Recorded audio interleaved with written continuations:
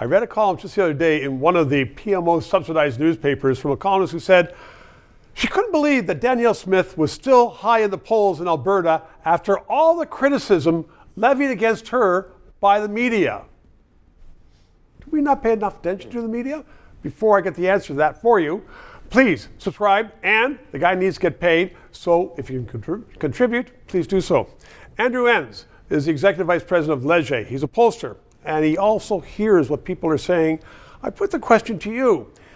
Is the mainstream media preoccupied with its own importance, or are Canadians ignorant by not paying attention to it? Or is there simply this great divide now between the elites and the media and what real people are thinking?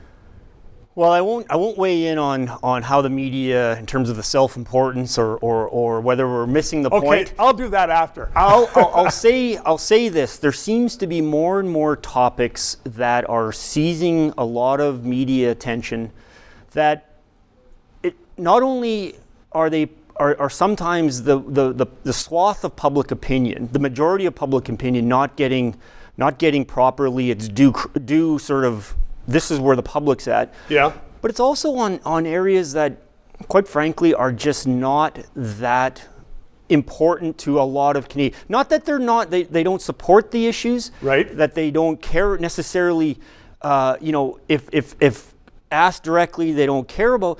But it's not the day-to-day importance for them. And so what happens is that suddenly there's these headlines in the news and these sort of reports of so-and-so not doing the right thing, maybe in a policy. You talk about Danielle Smith. And I think for a lot of Canadians, they would go, well, I never heard about it. I don't necessarily disagree with what maybe Ms. Smith is doing. And so this is where you get this, you miss. They talk over each other almost, Stephen. So is that a case then of politicians being either stale-dated or out of touch with what people are really thinking about? I think that blanket statement wouldn't apply, because I think some politicians are in touch. I mean, this is an issue I don't really like spending a lot of time talking about, but you take a look at gender-affirming policies for children, right. Transgender.